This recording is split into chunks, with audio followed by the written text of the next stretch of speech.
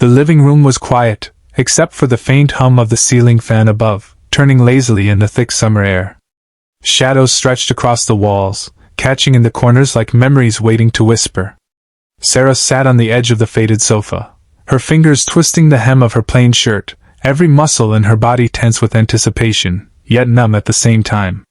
She had always sensed something fragile about the atmosphere in that house, a tension that hovered over every meal, every conversation, every laugh that never quite reached the eyes of her parents. But tonight, the invisible thread holding her family together was about to snap. Linda's voice, usually calm and measured, cut into the silence with a sharpness that made Sarah flinch. It wasn't yelling, it wasn't dramatic, but it was deliberate, heavy with years of unspoken resentment and disappointment. "You need to remember your place," her mother said, each word dripping with icy certainty. "You're not really our daughter. You never were." For a moment, Sarah couldn't breathe. The words didn't sting immediately. They settled like a shadow over her chest, pressing down, demanding recognition. She had spent years believing she was different, always on the outside, always trying harder than anyone else to be seen, to belong, and now the truth had been spoken, finally, out loud. Robert, her father, sat in his chair opposite her, hands folded over his knees, staring at the carpet as if avoiding the weight of what had been said would somehow erase it. He didn't protest. He didn't correct her mother. He simply looked away, quiet and distant, and that silence cut deeper than any accusation. Sarah's mind spun, memories colliding with the present. She remembered sitting at the kitchen table, polishing her homework while Daniel, her younger brother, laughed at a joke no one had made for her. She remembered nights of helping her mother with chores, doing laundry, cooking meals, cleaning dishes, while words of praise or affection were rare and fleeting. She remembered holding back tears when her father applauded Daniel's school projects, but never looked up from his newspaper when she presented hers. Every small disappointment, every invisible moment, now made sense, forming a picture she had avoided seeing for years. The room felt smaller suddenly, suffocating, like the walls themselves were closing in. Sarah's heart thudded in her chest, fast, chaotic, desperate for something to hold on to. She wanted to shout, to demand love, to ask why, but there was nothing left to ask. There were no answers in this house. She felt her throat tighten, her eyes burning, but tears never came. Instead, an odd calmness settled over her, a quiet determination rising from the hurt. She realized that belonging, love, and approval had never been hers to claim in that house. They were privileges she had never been given, and for the first time, she accepted it. She stood slowly, feeling the weight of years she had carried silently in her shoulders, and walked to her room. Every step echoed in the hallway, a rhythm of finality. She packed a small bag, only what she could carry, a physical representation of leaving behind a childhood that had never truly been hers. Her hands shook as she folded clothes, rolled up a thin blanket, and placed a few personal items inside. She paused, staring at the photographs on her wall, smiling faces frozen in time. Even in those pictures, she had felt like a shadow at the edge of the frame, and now she would step out of the frame entirely. The house was still asleep, the soft breathing of her parents and brother drifting through the walls, oblivious to her decision. Sarah paused at the door, glancing back one last time. She didn't feel anger or hatred, only a strange mixture of grief and liberation. She slid the door closed quietly, the latch clicking softly, sealing away years of rejection, and stepped into the night. The air outside was warm, carrying the faint smell of grass and dust, and for the first time in her life, she felt the possibility of space to breathe, to exist without expectation, to build a life that belonged solely to her. As she walked down the empty street, suitcase in hand, Sarah felt tears finally start to form, not for the family that had rejected her, but for the little girl she had been, who had tried so hard and been told she wasn't enough. And yet, beneath the sorrow, a seed of resilience took root, a promise that she would survive, thrive, and find a way to matter in the world, even if it wasn't to those who should have loved her the most. That night, as she disappeared into the darkness, the first faint light of dawn began to glow on the horizon, casting a tentative warmth over her path, as if the world itself were whispering that she could begin again. Sarah's new room was nothing like the one she had left behind. It was small, cramped, with walls painted a pale, peeling white, and a single window that overlooked a brick alley instead of a yard. The faint smell of dampness clung to the corners, and the wooden floorboards creaked with every step, as if complaining about the years of neglect. There were no family photos to remind her of being not enough. No trophies for accomplishments she had never been recognized for, just a modest cot, a worn dresser, and a single lamp that flickered intermittently at night. At first, it felt empty, almost hollow, but soon Sarah realized that this emptiness wasn't punishment, it was freedom. For the first time in her life, she could exist without the constant reminder of her supposed inadequacy. The first few nights were the hardest. The silence was different here, sharper, and she could hear every creak, every distant bark, every drip of water from the broken faucet in the alley. There was no background noise of family life, no arguments to brace against, no subtle competitions for attention that reminded her of her place. She missed the familiarity of the chaos, in a strange way, but she also understood that the chaos had never been hers to navigate. It had belonged to a family who never truly wanted her to feel included. She pulled her thin blanket tighter around her shoulders and stared at the ceiling, letting the darkness settle like a cloak, realizing that being alone didn't mean being unloved, it meant being in control. Mornings were brutal. Her alarm clock rang before sunrise, and Sarah dragged herself out of bed to face a world that demanded every ounce of effort she had. She worked 2 jobs now, one at a small accounting office in the city, the other as a night receptionist at a local convenience store. Both paid just enough to cover her rent, food, and the occasional treat, but it was a life she had chosen.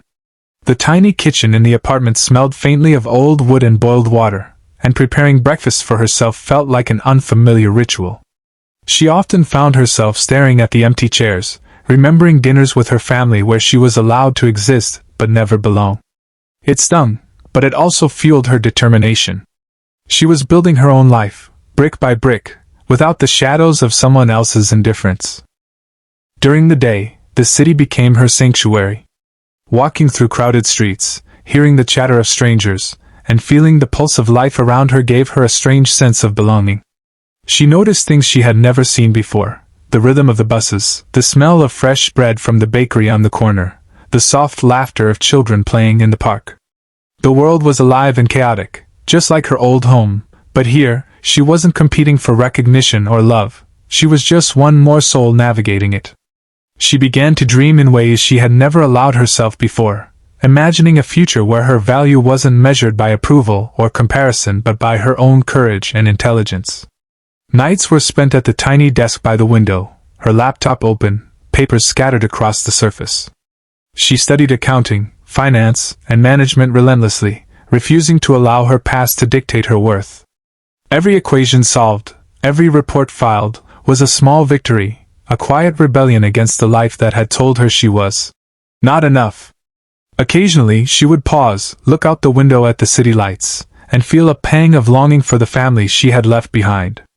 But the longing was mixed with a strange sense of pride. She was surviving, thriving even, without their validation. The room that had seemed so small now felt like a cocoon, a place where she could grow and transform at her own pace. Even though she was building a new life, Sarah couldn't escape the memories entirely. She often remembered her mother's cold stare, her father's avoidance, and her brother's laughter at her expense. Those images haunted her, yes, but they also became a source of fuel. She would think of every unacknowledged effort, every silent sacrifice, and use it as motivation. In this tiny apartment, she realized she was learning the most important lesson she hadn't learned at home.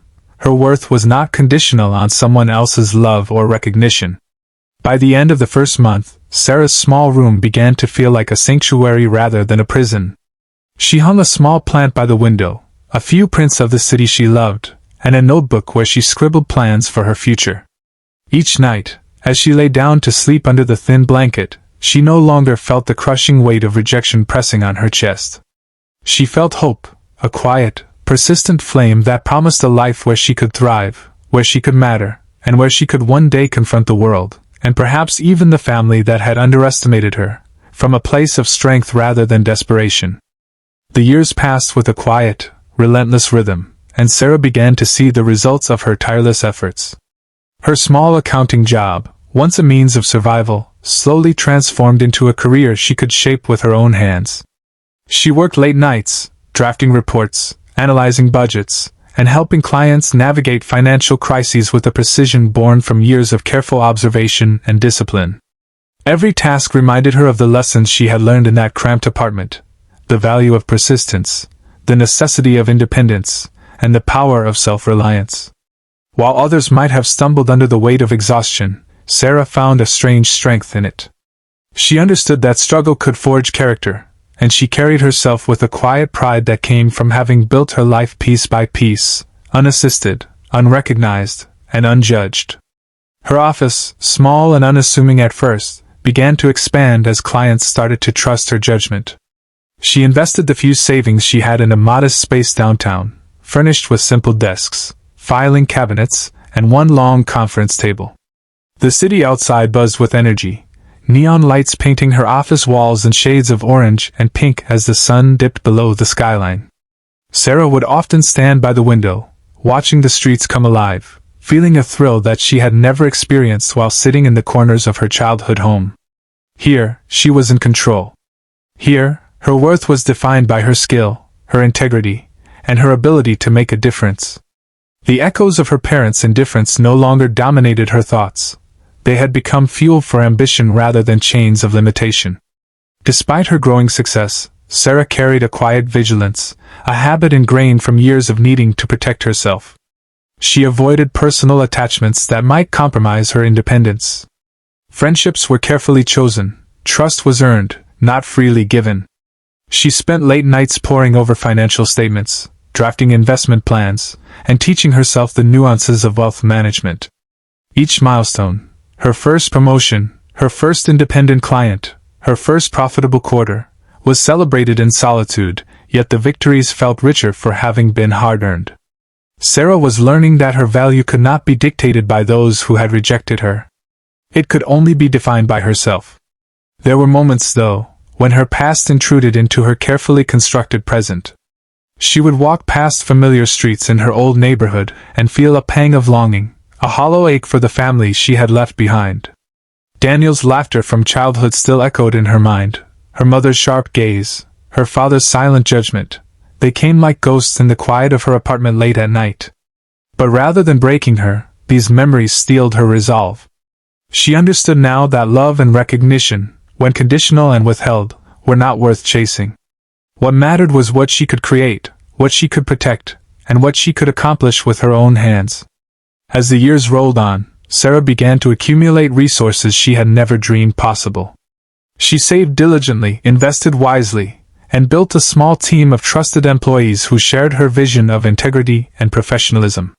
Her firm became a sanctuary not just for her, but for clients who needed guidance, for employees who sought mentorship, and for anyone who wanted the reassurance of someone who had known struggle intimately.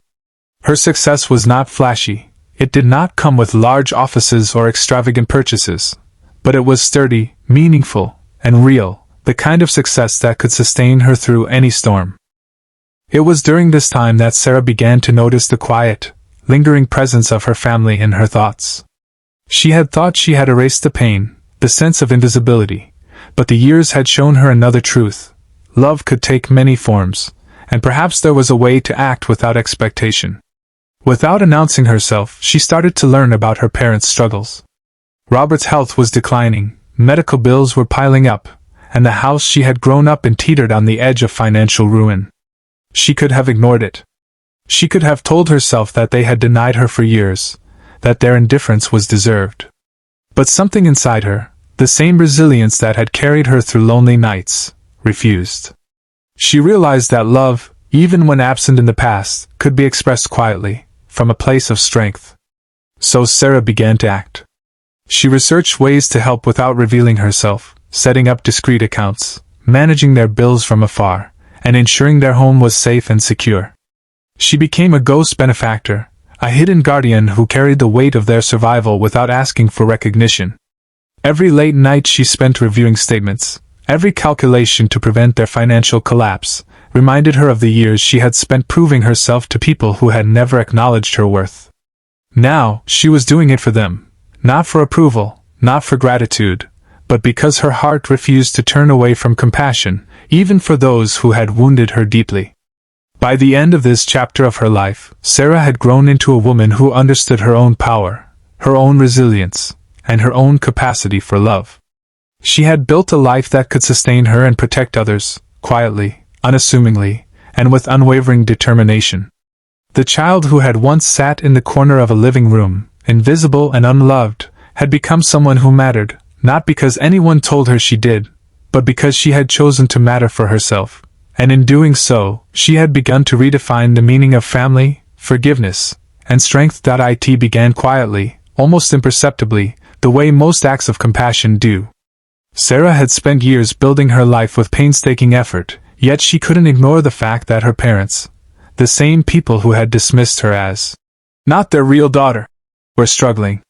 She learned about it by accident at first, through small mentions in old neighborhood friends' conversations and snippets from hospital notices she intercepted while helping a client of her firm with estate management. Robert's health had deteriorated beyond what she had imagined, and Linda's pride prevented her from asking anyone for help. Their house was burdened with bills, overdue utilities, and creeping debts. The reality struck Sarah harder than any words of rejection had. The people who had failed to see her worth were now vulnerable in ways she understood all too well. She realized she could act quietly, without fanfare, without revealing her involvement, and perhaps make a difference. She started by opening a discreet trust account in her firm's name, designed to pay all the household bills, medical expenses, and even taxes without ever leaving a trace of her identity. Every late night, after the office lights dimmed and the city outside quieted into a soft hum, she sat at her desk reviewing ledgers and balances. The numbers blurred on her screen at times, but the purpose kept her steady. It was meticulous work, and yet there was a deep satisfaction in seeing bills marked as paid, without ever having to ask, without ever having to admit to them that it was she who carried the weight. She imagined their relief as the utility bills cleared, the insurance claims processed, the mortgage paid on time. She imagined it quietly, without fanfare, because she had long learned that true kindness didn't need acknowledgement. Despite the satisfaction, Sarah felt a complex mix of emotions each time she managed their accounts. There was no bitterness, but there was a quiet sadness, a shadow of her own childhood that lingered in the corners of her mind. She remembered sitting at the same age as her parents fumbled through finances, never receiving help, always told to figure it out, while the attention went elsewhere.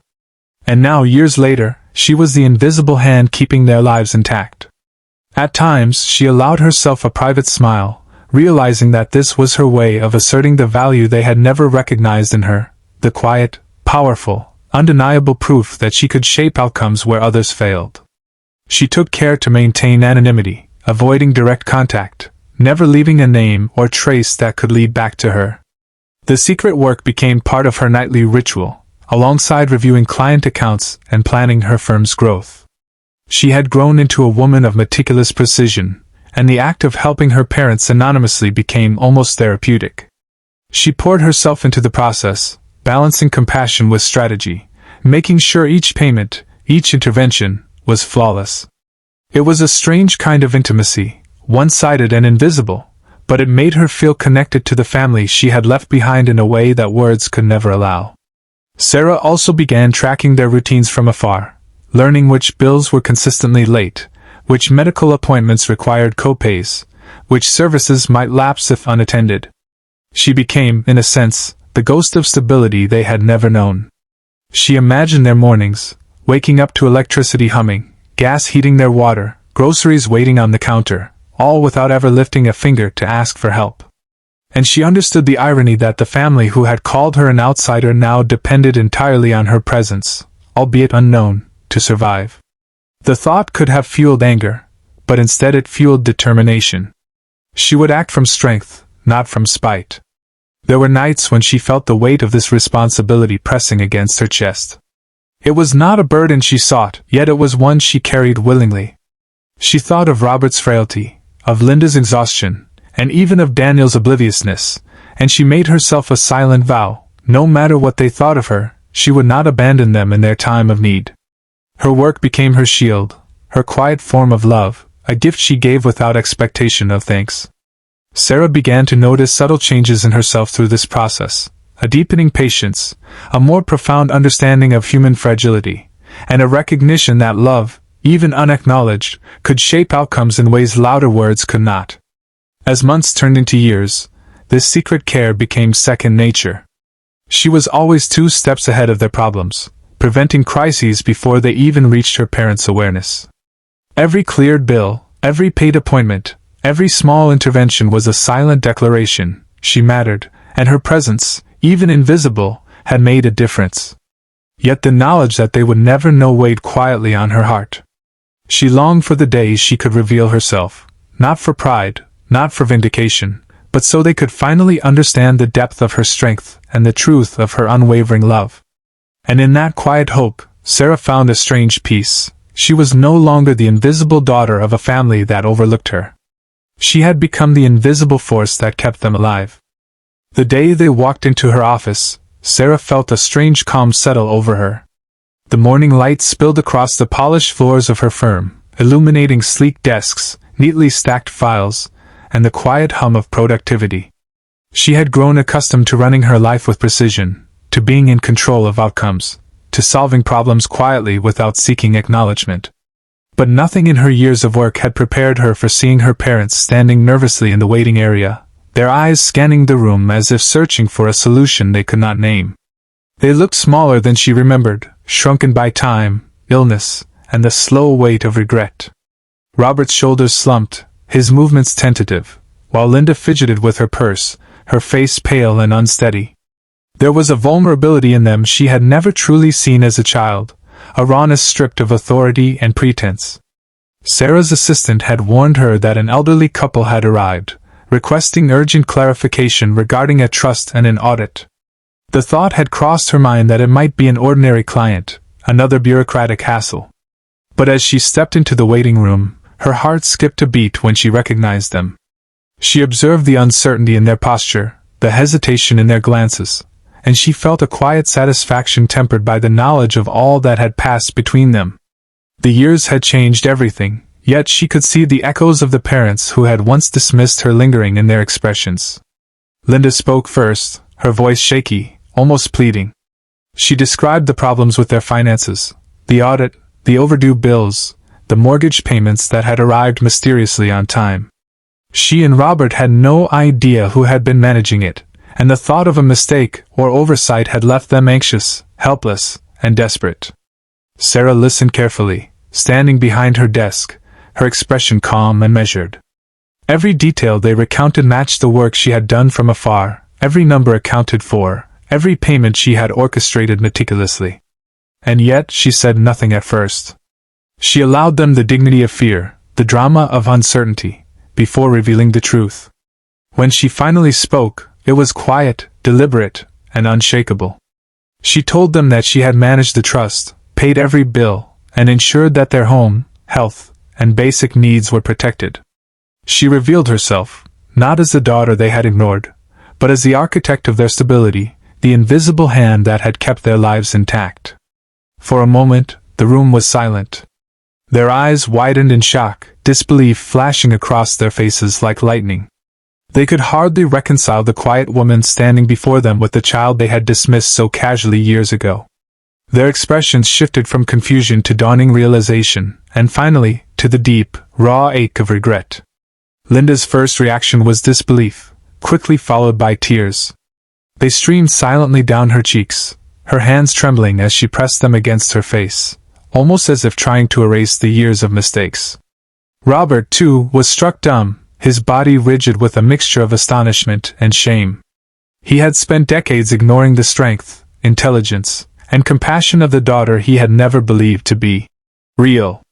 The weight of his own failings became palpable in the quiet hum of the office, pressing into the space between them like an invisible hand. Sarah felt a wave of emotion, not anger, not revenge, but a profound mixture of sorrow and resolve.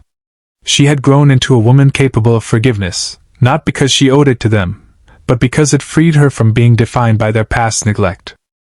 The conversation that followed was tentative, awkward, yet necessary. They asked questions, haltingly, about the trust, the accounts, the payments, and Sarah answered carefully, maintaining control while allowing glimpses of compassion to show. Each explanation reminded them of the scale of her generosity, the years she had silently carried the weight of their lives. There was no harsh judgment from Sarah, only the quiet authority of someone who had lived through neglect, rejection, and struggle, and emerged stronger, wiser, and unshakably resilient. As the revelation sank in, the dynamic shifted subtly, almost imperceptibly. The fear in their eyes gave way to humility, the tension in the air softened, and Sarah felt a quiet satisfaction in seeing them recognize what they had failed to value for so long. She realized that her actions had achieved what words could not. They now understood, in a way that could never be undone, the depth of her strength, intelligence, and love. And though she would not demand apologies or contrition, the acknowledgement in their faces was enough to close the chapter of invisibility she had endured for so many years. By the time the meeting ended, Sarah had reclaimed her place, not as the daughter they had ignored, but as the woman who had quietly saved them. They left the office, their steps hesitant, their hearts heavy with the gravity of truth, while she remained behind her desk, absorbing the full weight of what had transpired. The child who had once been dismissed now stood fully grown, resilient, and unbroken, the invisible force behind a family that had finally, belatedly, come to recognize her worth. After the revelation, the house Sarah had once called home, and the family she had once left behind, felt entirely different, even from a distance. She had returned not as the quiet, overlooked child, but as a force of quiet strength and unwavering resolve. The years of struggle had transformed her into someone capable of holding the weight of her past while shaping her present and future. She continued to manage her parents' finances discreetly, but now with clarity and boundaries. Every payment made was intentional, every intervention measured, and every step taken without expectation of acknowledgement. She had learned the hard way that love did not need to be recognized to be real, but she also understood that trust and respect required boundaries, even with family. Robert and Linda, humbled and shaken by the truth, began to see her in a way they never had before. They began to reach out, cautiously, hesitant to disturb the balance of authority she had established. Their apologies were soft, tentative, sometimes awkward yet heartfelt. Linda's eyes, once sharp with judgment, softened as she admitted how wrong they had been, how unfair their words had been, and how little they had truly understood her courage and resilience. Robert, quieter but no less remorseful, admitted that he had allowed fear and pride to blind him to the strength of the daughter he had overlooked. They did not expect forgiveness, and Sarah did not offer it hastily, but in the silence that followed, a fragile bridge began to form. Daniel, too, slowly came to understand the magnitude of his sister's quiet power. He had grown up in the shadow of her labor, unaware of the ways she had silently carried the family long before her parents ever recognized it. Over time, he began to ask questions, listen carefully, and recognize her sacrifices. The resentment that had existed between them faded, replaced by a tentative respect that deepened with each conversation. Sarah realized that reconciliation was not about erasing the past but about acknowledging it, learning from it, and building relationships rooted in truth rather than denial. Sarah's home and office became a center not just of work but of life lessons she had learned the hard way. She began mentoring young women who had grown up feeling invisible, teaching them the power of resilience, independence, and quiet influence. Her parents watched, often in awe, as she guided others with patience, empathy, and strength. They had never seen her like this, not as a child, but as a woman who had taken the pain of rejection and turned it into a force capable of change. Slowly, the air between them softened, warmed, and even carried a quiet affection born from respect rather than dependence. The daily rhythms of life continued, but they were now filled with subtle acts of care and acknowledgement. Sarah maintained her boundaries, visiting her parents occasionally, setting conditions for her support that emphasized dignity and accountability rather than entitlement. She taught them to manage their own affairs carefully, encouraging responsibility while ensuring their security. Her acts of love were deliberate, thoughtful, and sustainable, a reflection of the life lessons she had learned from her own hardships.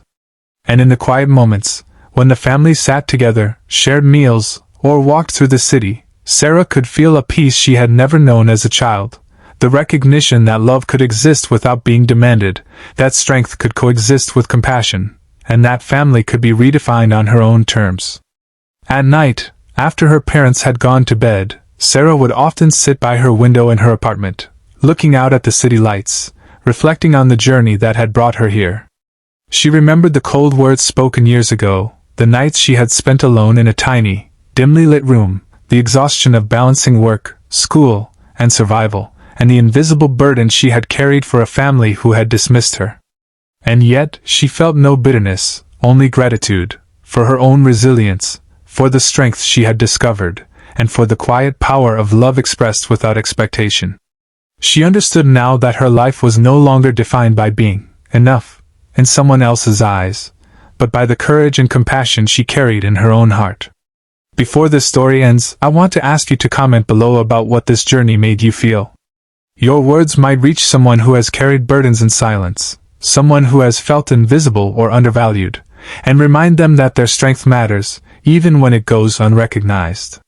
Sarah's story, though painful in its beginnings, became one of triumph, compassion, and quiet victory. She had transformed rejection into resilience, invisibility into influence, and bitterness into deliberate kindness. Her parents learned to see her not just as their child, but as a woman whose actions had redefined the meaning of love and family. And as she looked out over the city at night, the soft glow of streetlights reflecting in her eyes, Sarah felt the quiet satisfaction of a life lived fully and with purpose, a life that had taken pain and turned it into a force for good.